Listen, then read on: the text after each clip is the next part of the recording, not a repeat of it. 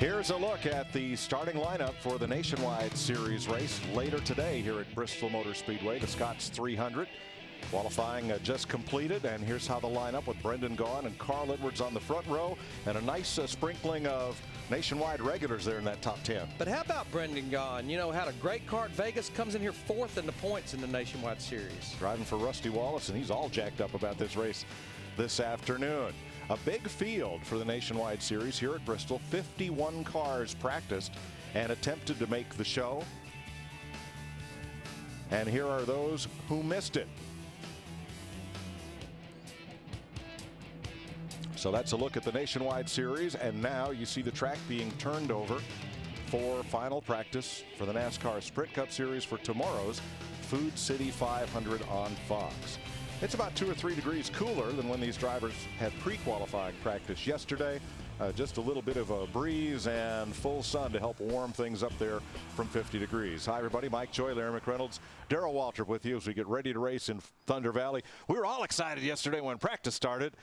Now it's final practice. You got to get ready to race. How excited are we still? Well, what you got to work on today is, okay, so maybe you don't like your car. That's not the point. The point is to make your car better than everybody else's. Yeah. And that's what you do. That's why you run a lot of laps. You want to see what the car is going to do at the end of 5 and 10 and 15 and 20 laps. Fuel burns off, tire pressures build up. So right now what you're working on is to get a consistent, comfortable. You were going fast yesterday. Today it's all about, you know, down in the corner. In that rhythm. In that rhythm. So you're not looking so much at the stopwatch as you are listening to what that driver is giving you feedback. And nobody knows it better than this guy right here who won here 12 times, but there's no question. Yeah, it's almost like drafting practice at Daytona and Talladega. You want to put that stopwatch in your pocket. All I want that driver to tell me, this thing feels good. It's not loose getting in the corner. The car turns good, rotates, and I can hold full throttle up off the corner. If he tells me that, I'll guarantee you the stopwatch will support what he's saying. And I think the maddest I've ever seen Hammond is like 100 laps into the race. You'll say, man, this seat is killing me. And he says, deal with it, big boy. You should have told me that yesterday. This is one of those tracks where he would say, just hang on, it's going to come to you. No. Not All one right. of them. This segment is starting to kill me, so we're just going to have to deal with it in this commercial break. And we'll be back with final practice for the NASCAR Sprint Cup Series right here on Speed. Speed's presentation of NASCAR Sprint Cup Final Practice brought to you by Toyota. For the latest Toyota racing information, visit toyotaracing.com. Toyota, moving forward. And forward is where they're moving on the racetrack. Jimmy Johnson opens practice with Mark Martin, pole sitter for tomorrow's race, right behind. And you know, I was watching a little bit of that practice session earlier, and man, these guys, no, I didn't see anybody real happy with their car. Maybe Dale Jr. and David Rudiman, he might have been happy with his car. When we were last with you on Speed, one driver who was very unhappy was Kevin Harvick. He never got a fast lap in yesterday's practice. Got a decent time trial out of it. How's that 29 car now, Matt? Yoakum? Mike, the good news for Kevin Harvick and the 29 Shell team, they had a freaky Friday. You mentioned they couldn't even complete a lap in practice. They went back to an old setup for qualifying. He ran a decent time. They went back to their new setup at the beginning of the first session today. The problem exists. They've migrated back. They've done away with the science project of what they thought was going to be a magical setup. Gone back to what DW always says, just go back to the old tried and true. And that's apparently what's working for Kevin Harvick. He ran 22 laps. The car very stout. A very important session for this team because they've lost so much track time this entire weekend. Chris Devoda? Well, when you qualify sixth and you're upset with that, well, you know you've got a good thing here in Bristol. David Rudiman said he expected the pole. He was disappointed with a sixth-place qualifying effort. He was quickest in yesterday's practice and second quick in the first practice today. Right now, he and his team just trying to get the car to turn a little bit better in the center. They're a little bit tight center off. So DW, you asked, is David Rudiman happy with his car? He's content, but he wants more. I think David will run really well here. He ran well here in the truck for us, and he's got a couple of races under his belt here last year. I think he'll be real good. But here's a guy that I think is going to shine tomorrow. I think this 88 car, he's the one to watch. Well, Dale Jr. was fastest in the first practice, and in today's newspapers, he defends his cousin and crew chief, Tony Uri Jr. He said, don't get on Junior. He said, you want to jump on somebody's back, jump on mine. He's doing everything he can to make this car go. He's dedicated to it. He's got the knowledge. He's got the talent. And most importantly, I trust him. I believe in him. And we're going to do this together. So back off is basically what Dale Jr. said. And he was actually pretty quick in the practice we had yesterday. He qualified 34th, but I think what we picked up on, the first 10 or 12 cars that went out in qualifying yesterday had a very slick racetrack to qualify. He went early, so he'll have his work. But Dale Earnhardt Jr. was the fastest. Carl Edwards was the slowest, but less than 0.5 of a second separated the fastest to the slowest, which is typical Bristol. Yeah, the smaller the track, the closer the time. I mean, that's just, you know, it's.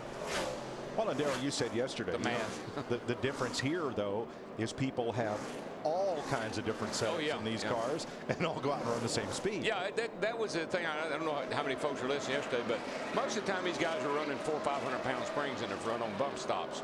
And if you got it worked out, that's probably a good way to go. But if you don't, or if it's not working for you, then you go back to what we were talking about, Matt was talking about. You put a 1,800 pound spring in the right front, a 12 or 1,000 in the left, and a big old sway bar, and a 400 or 450 in the right rear, and race it. Denny Hamlin, Ryan Newman, Jeff Gordon are the top three in this practice session so far, along with Kyle Busch and David Rudiman. They've all run about 11 laps. Now, Jeff Gordon was 15th quickest in that first practice earlier. He's going to start this race tomorrow in the 10th position. And I know Larry looked at me like 450 in the right. Yeah, I know they run a lot more than that, but I'm going to run 500 laps here. I want a 450. You want to make sure you can drive that thing above the corner. Forward bite. That's what I want. Yeah. The one casualty of yesterday's practice was Michael Waltrip, who got loose off turn number 4. Couldn't save the car, and like most of the hits we saw yesterday in Sprint Cup and Nationwide, got the car with both ends, not up there, but there, and went to a backup car. Yeah, he thought he would be able to drive through that. You can see he never lifted. He just thought it was going to get a little bit loose with him, and he'd be able to drive out of it, but the thing just kept coming around, and he couldn't stop it. Now, because that happened before qualifying, and they got their backup car prepared with the race engine and presented it for inspection before qualifying, he'll be able to start this race where he qualified, which is actually much better than dead last. He's going to start 21st. And Mike, real quickly, when you have problems on the straightaway here, they're banked too. Oh, yeah. And you just go right into that inside retaining wall. Well, let's show you what happened in the earlier practice this morning. This is the second of 2 practices today. Robbie Gordon way up high, up in 3 and 4, comes around. And I think what happened to him, he got stuff on his tires, and the car just got loose and turned around. But Greg Biffle was low on the racetrack, and so was Bobby Labonte when they both spun off turn 4. Both those are prime examples of not having good forward bite, good drive up off the corner. What these guys always complain about, I hear them all the time, is it won't turn in the middle. So the crew chief will jack that right rear spring up to make it go through the middle of the corner. Then you got no forward bite. I've always been willing to give up a little speed through the middle of the corner in the race to be sure I can drive up off that corner wide open. You beat people from the exit of turn 4 to the start-finish line, or from the exit of turn 2 to halfway down the back straightaway. You saw here's Kurt Busch, and he's also up near the top of the charts much of this weekend. Right now looking for comfort rather than speed. He's 32nd in this session. Yeah, and he was one of those guys like Dale Earnhardt Jr. just had that early draw yesterday, so they've got their work cut out for him. They're going to start back in 32nd position. But he's a 5-time winner here along with Jeff Gordon. They have the most wins of the 11 previous Bristol winners in tomorrow's field.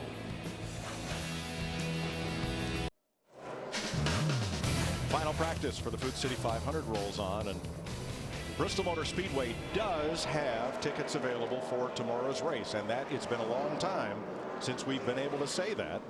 But due to some corporations giving up their ticket packages and so forth in this recessionary time, there are tickets available. That is not just an internet rumor. And I've got to say, after a day and a half here, that Bristol does more for the fans than a lot of racetracks that just open their gates and put on a race and have some corporate displays. Yesterday, part of Ford Fan Friday here, they had the Food City Race Fest. They moved it from Kingsport here to the hospitality area, and more than 12,000 people came for free and just had a wonderful time with up-close access. They had a driver panel. They had a town meeting where the track officials took questions from the fans, autographs, and a whole lot more. And folks had a lot of fun here last night. And today at Bristol, there's not just the nationwide race. There are 4 races here today. A little more on that later. Right now, let's get an update on our pole sitter, Mark Martin. Krista? Well, Mike, Mark Martin is actually saying as he sits in his car that his car needs better rotation. He's falling off at the end of the run. He told his crew chief, Alan Gustafson, I'm fine into the middle. My problem is past center. And Mark has said all weekend that is where he feels his strength is at this racetrack, center off. Right now, the crew making some changes to the front end of the car. They're leaving the back end alone. And you know what? That's good, Daryl. If the front end's not turning, work on the front end of the race car. Don't unhook the rear of the car. If you're getting in good and you're getting off good, work on the end that's not sticking, and it sounds like it's the 2 front tires. That's what, now, that garage is full of engineers, right? And that's what engineers are supposed to tell you. If the front's not working, don't go back and mess up the rear. Right. Work on the front. But, you know, kind of I know Larry and I, if it wasn't turning, we just put more right rear spring in. Or take right front spring out of it, maybe. But you got to work on the end that's not working, not go to the other end and try to fix that. Juan Montoya had a qualifying run that was top 5 when he made it. In fact, I think it was top 3 when he made his run, and then got pushed a little further back. But it's interesting to see him go around Bristol. He's got a little different line, a little different approach to this place, but he is definitely competitive here. Yeah, he's going to end up starting in the 12th position when qualifying was all said and done. And here's a guy right here, old school driver. He's cranking on that wheel. He knows to get around here. A lot of these guys don't want to turn the steering wheel. They think the car's supposed to go around the corner by itself. You get an in-car shot of Jeff Burton.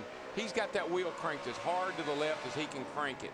And he knows the feel he's looking for. And that's what you got to have here. You got to have that car doing the same thing lap after lap. And listen to this rhythm. Down in the corner. Pick up the throttle.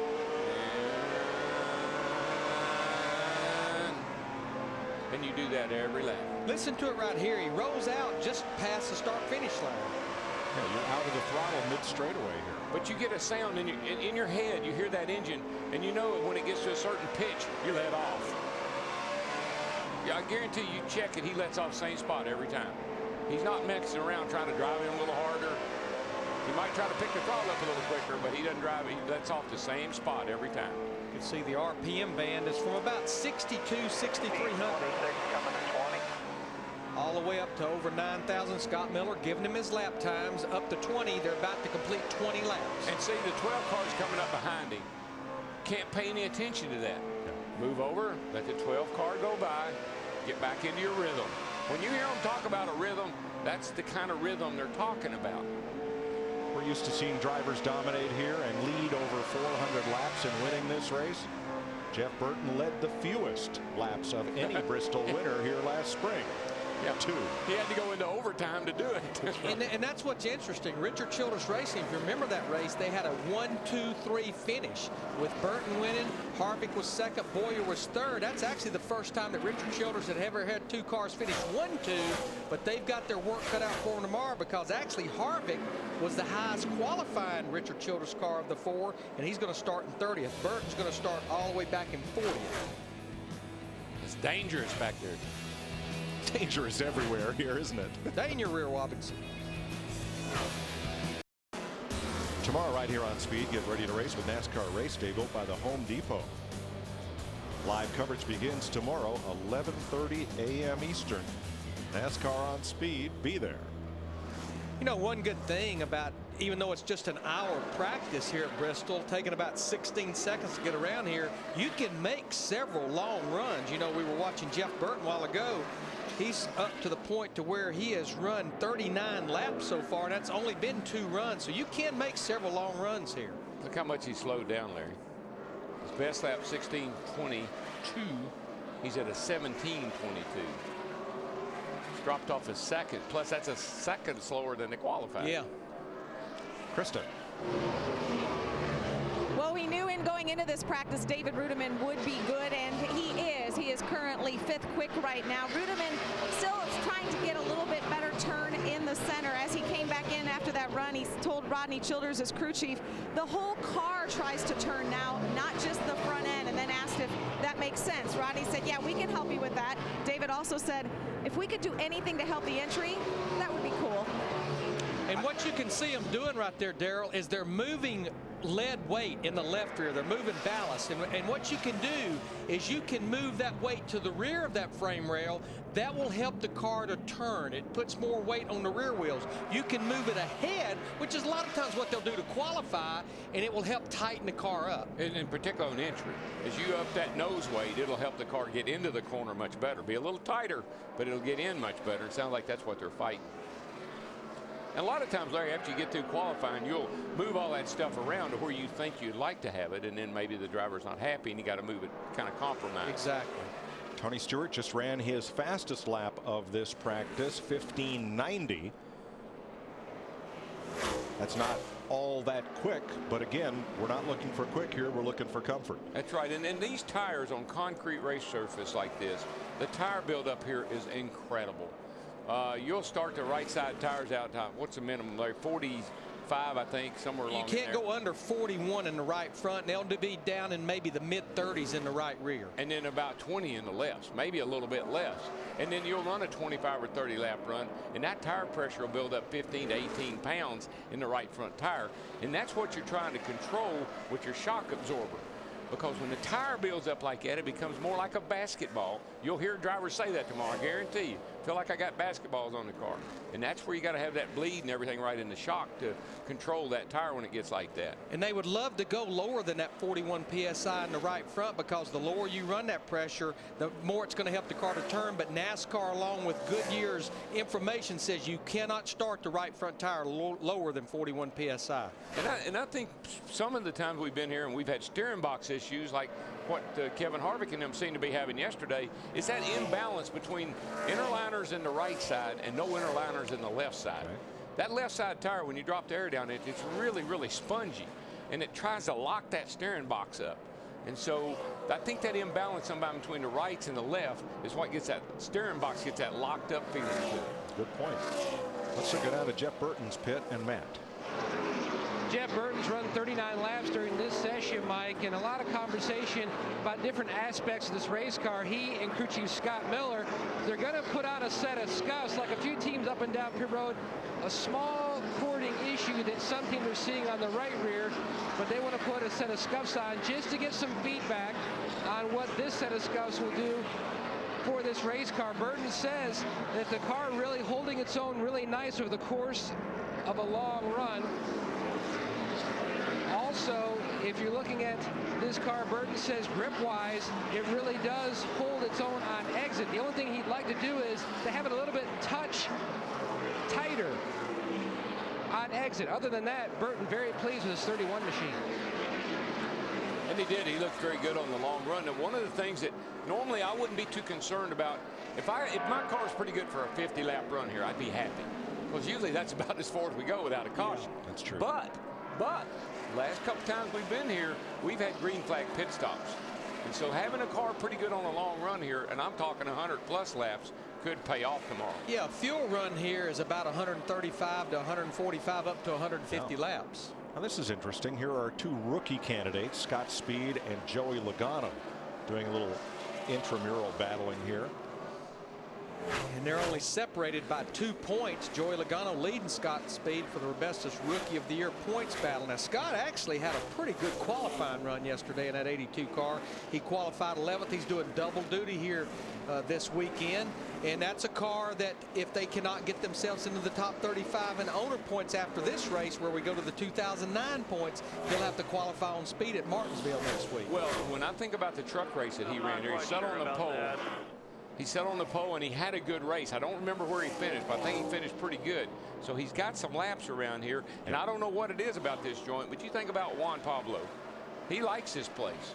And they have a similar, similar experience and background. And what's interesting, A.J. Allmendinger did not qualify for a race in 2007 till we finally got here, the 5th race of the year. Qualified great. So all the ex-open wheelers, well, almost all of them, have really found a liking to Bristol. And Maybe the one exception, Sam Hornish, who got into the wall yesterday, but still ended up qualifying decent. Yeah, for the trouble he had. And he's 20, and Hornish is 25th on the practice chart right now. Which is exactly where he's going to start on 25th. Allmendinger is 27th. So Denny Hamlin and Ryan Newman still leading this practice session. Thursday in Bull Run looks a lot like old-time short track racing. Some teams resort to dirty tricks, things go too far, pressure cooker boils over, and someone gets burned. Not Bristol. Bull Run with Bill Goldberg. All new episode Thursday night, 10 o'clock Eastern. You know, speaking of old tricks and dirty tricks, Larry, sometimes I hear stories about what we used to do back in the day, and I think, man, I wish I'd have been that smart. Oh, yeah. Isn't that the truth? It's amazing how things that happened way back when have gotten so blown up and now embellished and changed around, and you think, gosh, I wish I'd have thought of that. Really thought of that. Somebody did. Well, you talked about, you know, we'd put a big old right rear spring in the car, which is supposed to help the car to turn, and the driver would say it's tighter, and I'd say he doesn't know what he's talking about. Get it back out of there. Right. That's right. Now here's Todd Bodine in the Fred's Discount Stores, number 64, 7th in the earlier practice today. And these are his first laps of this session. You need to tell the people at home more of your Earnhardt stories. That's a whole nother show. But it'd be a good one. That's a whole nother show. Now Eric Almirola, his car was on pit road a while ago. They were trying to gain a little more clearance for one of the rear fenders. And what else were they doing, Krista? Well, as Eric Almirola brought his car in, he told his crew chief, Doug Randolph, he said, Doug, give me some of what you took away. Talking about the rear end, he needed to get a little bit better turning, and he didn't want to hurt the entry, though. Doug reminded him he had better lap times on that run. He said he was liking the line he was running. He was diving a little higher into the corners and then taking the low end up off the turns. Yeah, well, he won't like that in the race. I can tell you that, because when you run that high line into the corner, hello, somebody will be down there underneath of you, rooting you right up out. Somebody with a whole lot of friends coming their way. One thing you don't want to, a spotter has to learn one thing about this joint. You don't say he's looking, because when he's looking, he's there. He's there. Yeah, right. I hear those spotters all the time. He's looking, yeah, and the next thing you know, you're looking at the wall. Travis Kvapil hoping for a good run here for Yates Racing and hoping to attract sponsorship to continue on. They have, I don't believe they've made a formal announcement, but their preseason plans were to run through Bristol and hope to attract sponsorship to run with Kvapil the rest of the season. And I'm not sure free on entry and exit. if they've been successful. I don't know if they're on the entry list yet for Martinsville or not. I don't either, you know, and they've had a little hiccups along the way. They missed the race at Las Vegas, had a great qualifying run at Atlanta, had engine failure early, finished 42nd. So they've got themselves also in the box of being outside the top 35. Clint Boyer, who is a threat here for both the nationwide race this afternoon and the Sprint Cup race. Talking about Juan Pablo, everybody else is hugging the bottom, trying to, you know, keep it right on that white line. Watch where he goes. I think I'll try it up here a while. Let me arc this thing. Let me see if I can get a little run off the corner. Take her up a little higher here. Well, there's more banking up there. Well, he's diamond in the corners. What he's doing, he's letting it go up, and then he's trying to run down the hill. And you can make good time like that by yourself. Exactly. Where he's running right now, that'll work just fine. May even look pretty decent on the stopwatch. My fear of that would be, as you were talking about, you know, somebody gets that right front fender under him. See what it does on the bottom. See what it does on the bottom. Yeah. Good idea. There you go. Now, see how you like that. Because you won't run 20 laps now, all day by yourself. I want to hear what Juan says after he comes after about a lap or two. And he just ran a 16:16 the last lap. That was a 16:26. Let's see if his lap times come back down there, because they'll also do a little bit of evaluation on that. 16:26. Sure looks like it looks normal where he is now. Yeah. 16:26 again. Okay. So pretty consistent there. 40 on tires, 26. Krista. Ryan Newman starts second in tomorrow's race, and that is currently where he is on the chart. You see Ryan Newman sitting in his U.S. Army Chevrolet right there. At the start of this practice, he said on a scale from 1 to 5, his car was about a 2.5. Still tight right in the center of the turns, free in and off. But in the battle between between driver versus crew chief, DW Larry. Ryan said his car is tight. Tony Gibson said, well, what we did, it just freed it up a little bit based on our data. So put a mark to the crew chief on this one. Yeah. And I know Ryan would probably tell him maybe what he ought to do with that data. Let the data drive this car. Matt Kenseth, 11th in this practice session. He's run 33 laps, total of 4 different runs in his DeWalt Ford. I get a feeling DW don't want to hear a lot about data in the last practice, do you? Not at Bristol, I don't. That's one of those 4-letter words. Yeah, that's when all the black helicopters started circling Lowe's Motor Speedway as to whether or not that engine was primed to fail at just the right time, so there wouldn't be enough parts left to measure. Well, back at the time, General Motors had a truck that they used for testing, and it was a big 1.5-ton truck, had all kind of equipment inside it with whirly birds and all kind of things that were on top of it for picking up data, and there wasn't a lot of people getting data back at that time. And that truck left the infield about the time the race ended. So people had all kind of ideas about what happened that day. But it's amazing the evolution of the All-Star race. That race used to be run. The race you won there, wasn't that after Saturday. The Nationwide Series race on Saturday before the Coca-Cola 600? Exactly. Here's today's Bud Carr, Casey Kane, going around and you know making what laps. He's 22nd. Other thing that was cool about it, Mike remember this, R.J. Reynolds took a 737, I think, or 727, and went to Indianapolis. Right. Picked up all the media, like 150 media people, and flew them to Charlotte so they could see that race, and then took them back to Indianapolis that afternoon. And then Monday morning, I think Danny Sullivan won. I won again on Sunday. Yeah. Danny Sullivan and I were on Good Morning America. He had spun and won, and I had blown and won. Yeah, so right. it was quite a combination. It's John Andretti. Yeah, the big problem now is it'd be hard to find 150 newspaper writers at any racetrack to be able to take somewhere else. Oh well. Let's check with Matt Yoakum. Jeff Gordon's a 5-time Bristol winner, but he'll tell you that most special one to him was the night race win in 02 because that ended a long winless streak. Gordon hoping to pull off the same here this weekend with his 5th spring win. 2 runs ago, Gordon just keyed the mic on the radio and simply said, all right, now we are talking. And Steve Letarte was very pleased with how the race car looked on the racetrack. They brought the car in, made a change just to A and B to see if they might pick up something a little bit better. But Gordon felt like there really wasn't much of a difference in the field department. So they brought the car back in, made one more change, put a set of tires on it, and he's back out on the racetrack. But so far, Super G is 3rd on the board. They're pretty pleased. I bet you he wins one of these next 2 races.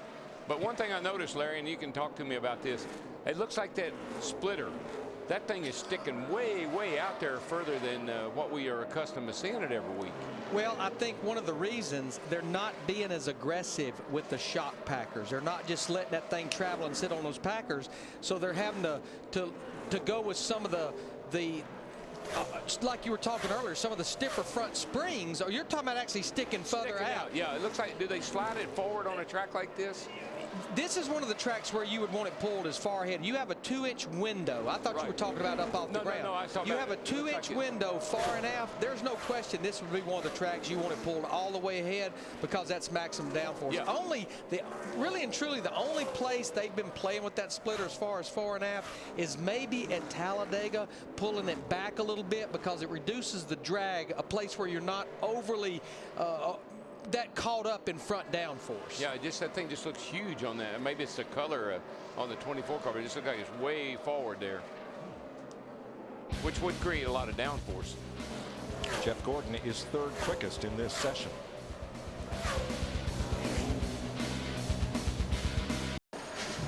Speed's coverage of NASCAR Sprint Cup Final Practice brought to you by Super Clean Cleaning Products. Not just clean, super clean.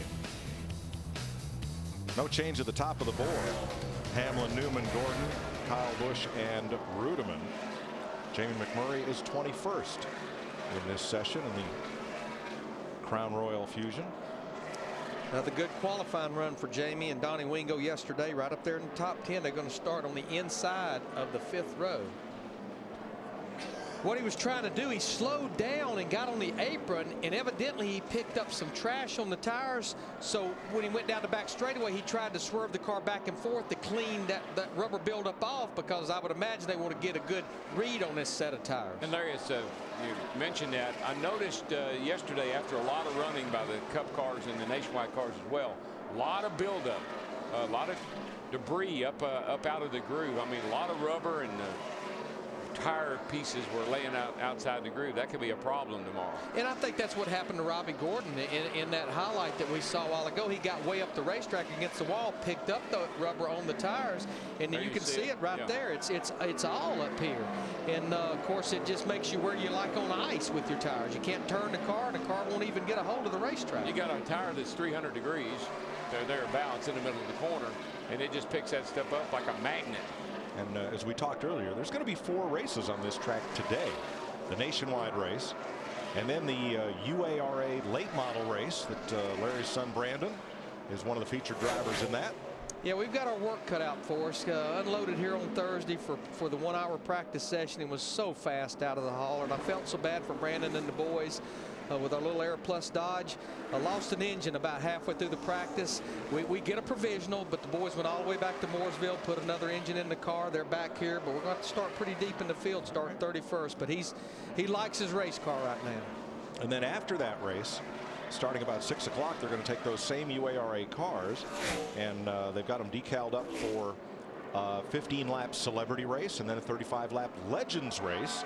Junior Johnson is going to climb back behind the wheel for the first time in many years, and have some fun with that one.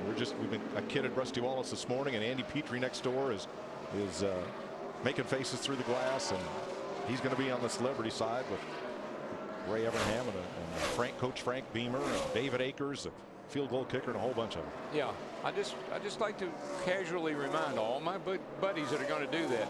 This ain't no playground. No. This is Bristol Speedway, and you fly around here. Even when you're not trying, don't think you're going fast, you're going fast around here. And just to clear up a little of what's been on the internet, there were a number of us from Fox Sports that were invited to participate and excited about it.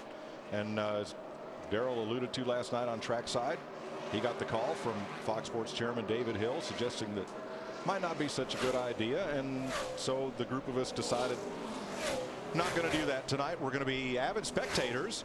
But, you know, Fox depends on us to be there Sunday, just like many of these Sprint Cup drivers in their contracts can't go hang gliding or mountain biking or skydiving or things like that, because they're dependent on to be able to do their day job on Sunday, and so are we. Plus, last year I went down in the infield, me and Hammond, and I was trying to do a practice show from down there, and I lost my voice, and I couldn't work. Yeah. I couldn't work on Sunday. My boss told me, he said, "We don't want you not being able to work on Sunday." Right. So we're going to do our day job and have fun at it. And, so when I called him and I said, "David, what do you think about me running that race at Bristol?" Well, that was the phone message, huh? Okay. All right. And by the way, the decision not to participate was made long before a network stepped up and decided to televise that race tonight. So we're going to be here watching and have some fun. Let's go to Krista. You guys certainly are crazy. I like that. Want to give you an update on Travis Quaffle. He is currently running in the top 15 right now. He said in 3 and 4 he can drive it just like he wants to, but in 1 and 2 he cannot. Ben Leslie said, well, you got top 12, top 15 times. Does it drive pretty decent? Quaffle said, yeah, it's pretty stable. The only thing I'm complaining about, I'm losing a bit of grip in 1 and 2. My bite off is good. And this is an important race for Quaffle. They have said without sponsorship, they may not be around much longer. Thanks, Krista.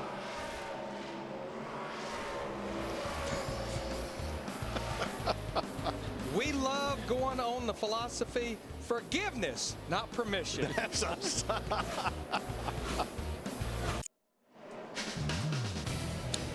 Practice rolls on. No change in the top 5 as far as those fast speeds that were put up at the top of the session. But while we were away, if you think this is just practice and all fun and games, watch what happens here. Denny Hamlin makes the pass on the 43 coming out of turn 4, and then it gets really interesting. And this is just practice. Whoa. Jimmy Johnson says, "Where are you going?" And then he said, "Whoa, where are you going?"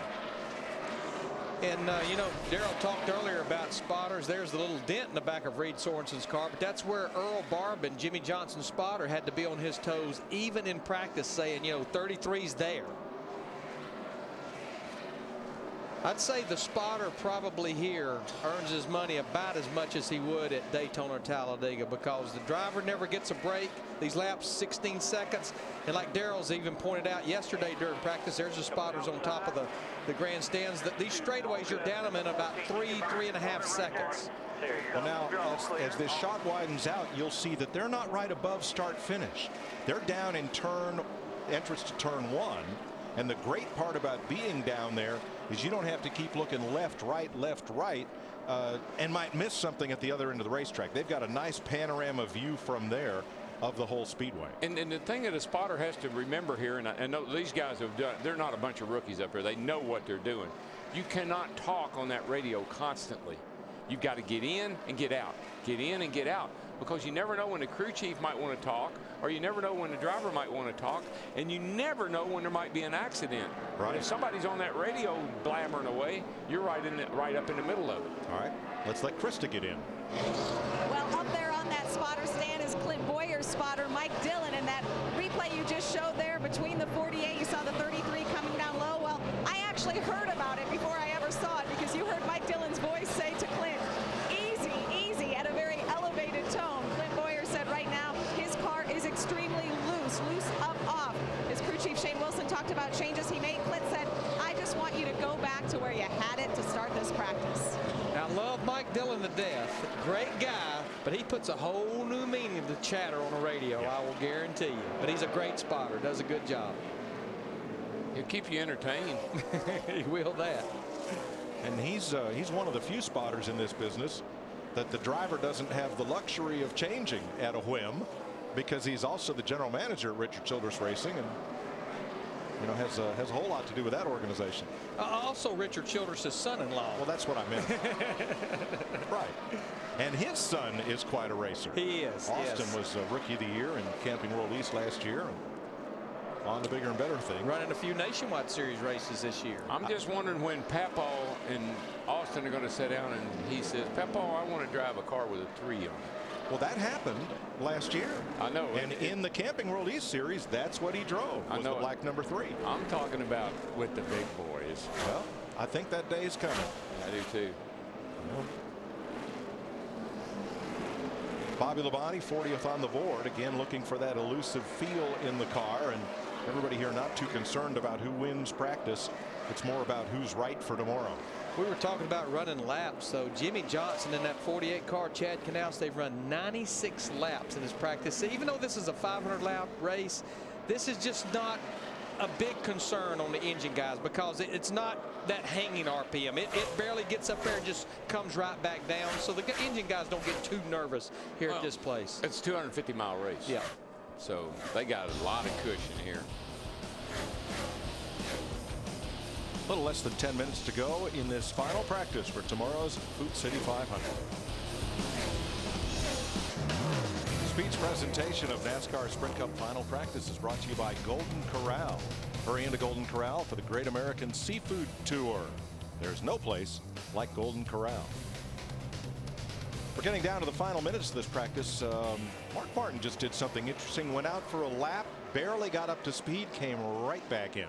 Tires he's going to start the race on. Scuffing tires. There you go. Knocked the new off of him. Okay. Denny Hamlin's done with this practice. Matt? 87 laps in the books. Curtis Markham and spotter coming down off the spotter stand. Denny and Mike Ford have already gone back to the team hauler to debrief over what they've learned this final practice session. Denny very pleased. They did have one issue with about 20 minutes to go with the ignition box. They swapped that out, went out and made one more long run just to make sure there were no issues there. The car just a tick on the tight side, but they feel like they've got a strong piece for tomorrow. P1 is how they're going to end this session at this junction. And you know, if there is a team and a driver that has done everything but win a race at Bristol Motor Speedway, I know he only has 6 starts here. It's Denny Hamlin. You look at the last 2 spring races. races, the 2 races in the spring with the new car tomorrow. We debuted it here 2 years ago. There's no question that 11 cars should have won both those races and had fuel pickup issues at the end of both of them, leading the race. Yeah, I mean, the Gibbs cars have, I don't know how many laps they've led here the last couple of years, but they have dominated this joint with nothing to show for it. Well, Tony led 267 laps last year, ended up 14th. 257 laps the year before, ended up 35th. 245 laps the year before, ended up 12th. So he led half the race driving for Joe Gibbs here. The last 3 spring races, that's 769 laps led without a top 10 to show for it. Yep. If you just look at last spring's race, the Gibbs cars led 372. We went into overdrive. They led 372 of 506 laps. But as we mentioned earlier, the Richard Childress cars finished 1, 2, 3. And just follow up real quickly, you said Mark Martin went out and knocked the new off those tires. I'm pretty sure that's what he's going to do to start the race on those. One of the things that you really, as a driver, you really don't want to have happen. Start the race and the car be junk. I mean, you start up front, you want to hold that track position. You want to be able to stay up there. And so you want to be sure that the car's as good as it can possibly be when they drop that green flag. Well, 10 times this race has been won from the pole, but not since Rusty Wallace did it in 1999. The spring race. But it seems like the winner always comes from the top 10. It's like the guys that are fast in qualifying, they are the guys that contend for the win at the end. Or if not, it comes from the 4 corners of pit road that Larry talked to you about yesterday, of where you pick your pit stall. Which is probably the top 4 qualifiers. Sure. I've not seen the pick selection, but that's the 4 teams that at least they have an opening either in front of them or behind them. This is a very tight pit road with small pit boxes. Got a real good race going on right now, right here between the 18, the 88. Got the Kurt Busch right there lurking in behind them. They're going at it pretty hard here for the final minute of practice. Talked about the car tomorrow debuting here 2 years ago. Kyle Busch driving for Hendrick Motorsports. The 5 car actually won that race. And he just loved that car. I couldn't believe how complimentary he was of that car that day. Yeah, in fact, he said in victory lane, he said, I really wanted to win this race so I could get to tell everybody what I think of this COT. Yes. And he Flags did. are out. Flags are out. Cut her clean. Get me a tire sheet. Bring her home. Well, an incident-free practice, which is what everybody likes to see. And just about all of these fast times were set in either the first or second lap of practice, so they're meaningless. It's who's got the best feel and the best piece. Yeah, it just depends on how the race unfolds tomorrow. You know, if we have long greens, that's guys that got long green cars set up good for long runs, they're going to be in the catbird seat. We have a part of our scoring monitor that gives us the best 10 consecutive laps, and the guys at the top of that list, Kyle Busch, Jeff Gordon, and Jimmy Johnson. So a lot of racing left to go here in Bristol today. The nationwide race, the UARA late model race, the Celebrity 15-lapper, and the Legends 35-lapper for charity. And we'll be avid spectators, and we'll see you here tomorrow on Fox. Now, let's return to coverage of the 12 hours of Sebring.